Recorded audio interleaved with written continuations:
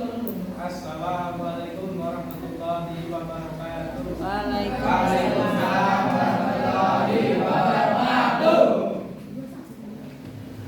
Kelompok 5.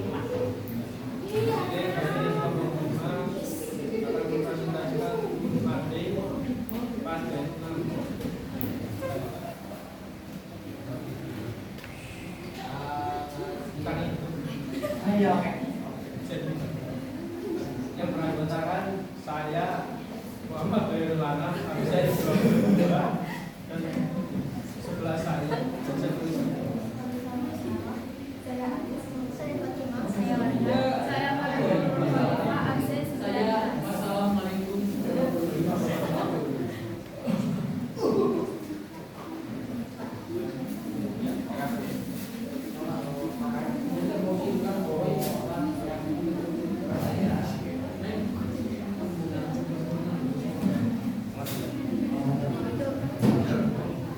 pengertian suprastruktur. Suprastruktur struktur politik pemerintahan yang berkaitan dengan lembaga negara yang ada serta hubungan kekuasaan antara lembaga satu dengan yang lain. Contohnya adalah adanya aturan yang mengatur hubungan antara lembaga negara, adanya struktur yang jelas dengan sistem politik. Lembaga struktur terdiri dari eksekutif, pelakunya adalah presiden. Yang kedua adalah legislatif, pelakunya DPR, MPR, dan DPD. Yang ketiga ada yudikatif, pelakunya adalah Mahkamah Agung, Mahkamah Konstitusi, dan KJ. Infrastruktur politik berbeda dengan suprastruktur politik yang merupakan lembaga dan negara. Kalau infrastruktur berupa lembaga-lembaga kemasyarakatan.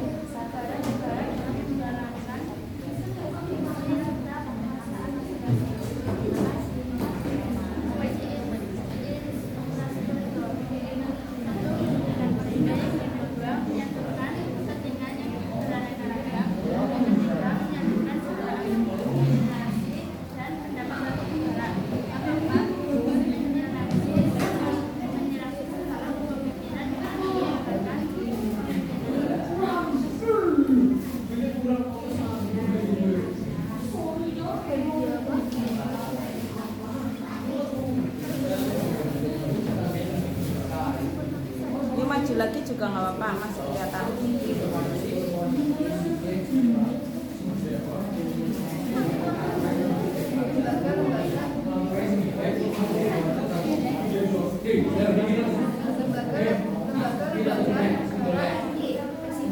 Memegang kekuasaan pemerintah menurut Presiden, kepala eksekutif dan menetapkan aturan pemerintah, memiliki kekuasaan amnesti, abolisi, mengajukan RUU dan mengangkat duta, wajib melaporkan kekayaan dan bekerja sama dengan DPR dalam legislasi. MPR periode 2014 sampai 2019, 692 anggota, 560 DPR, 132 DPD. Ini melalui DPR, Dewan Perwakilan Rakyat. Pemimpin DPR terdiri atas seorang ketua dan 3 orang wakil ketua. DPR memiliki hak interpelasi, abad, menyatakan pendapat, mengajukan rancangan buku, dan lain-lain. DPR terdiri atas pemimpin DPR, badan musyawarah, komisi-komisi, badan urusan rumah tangga, badan kerjasama antar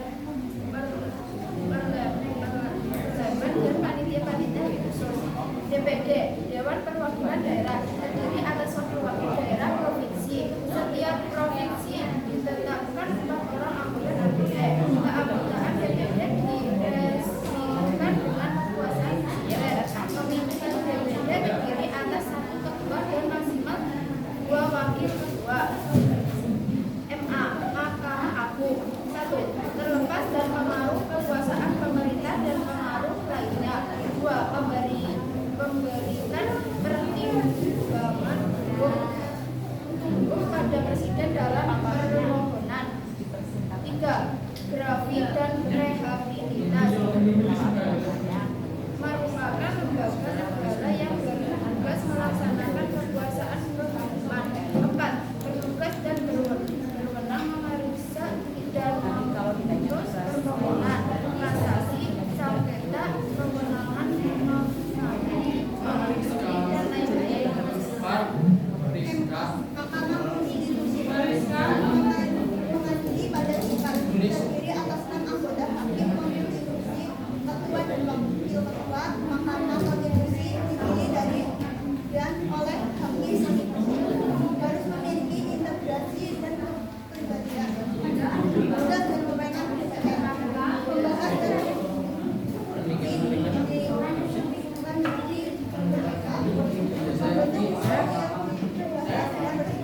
melaksanakan pengawasan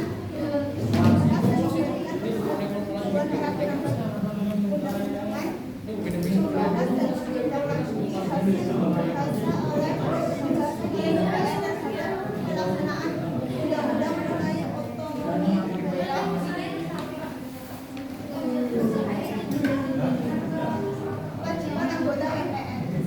1. Mengamalkan Pancasila, melaksanakan peranan sebagai wakil rakyat dan wakil daerah, melaksanakan Undang-Undang Dasar menjaga keutuhan negara, kesatuan Republik Indonesia dan kerukunan sosial, mendahulukan kepentingan negara daripada pribadi, kelompok, dan golongan. DPK, Badan Pemeriksaan Keuangan, bertugas memeriksa pengalaman dan tanggung jawab keuangan negara.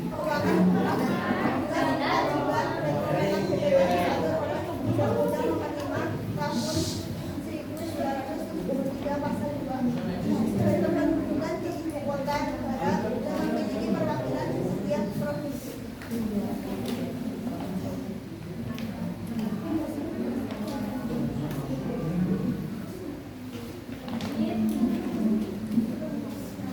Tata kelola pemerintahan yang baik menurut World Bank ada istilah good government yang artinya adalah suatu penyelenggaraan manajemen pembangunan yang solid, bertanggung jawab dan sejalan dengan demokrasi.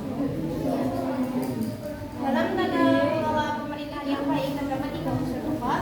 1. Unsur pemerintahan yaitu dipercaya menangani administrasi negara pada suatu periode tertentu. Yang kedua, unsur swasta yaitu perubahan yang bergerak dalam pelayanan politik. Yang ketiga, masyarakat atau stakeholder.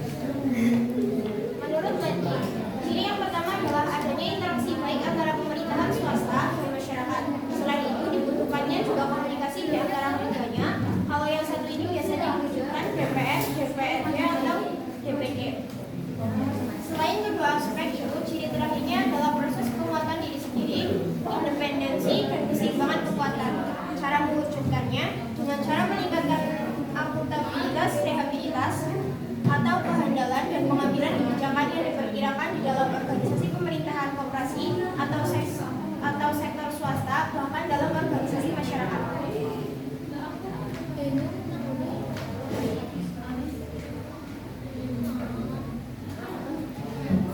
Agaknya Yang terakhir yaitu KD6D. Dalam KD6D ini membahas tentang partisipasi warga negara dalam sistem politik Republik Indonesia. Nah, itu sikap positif terhadap pengembangan demokrasi di Republik Indonesia. Lalu sistem politik demokrasi Pancasila, partisipasi politik yang sesuai dengan aturan pelaksanaan demokrasi Pancasila dalam pengambilan keputusan, pelaksanaan demokrasi di Indonesia dalam kurung demokrasi tidak langsung, aspirasi yang diwujudkan dalam sebagai berikut, yaitu terdiri pemilihan umum, musyawarah mufakat, usaha bela negara, dan yang terakhir yaitu menghargai hak asasi.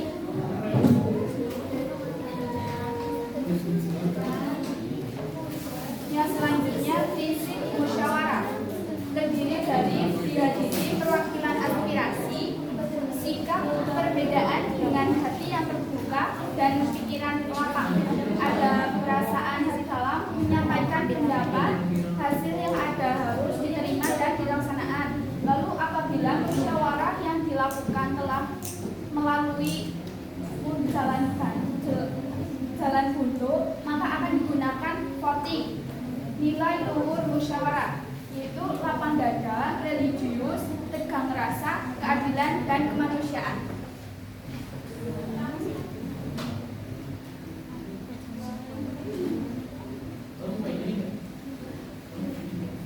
Sesi tanya jawab kelas.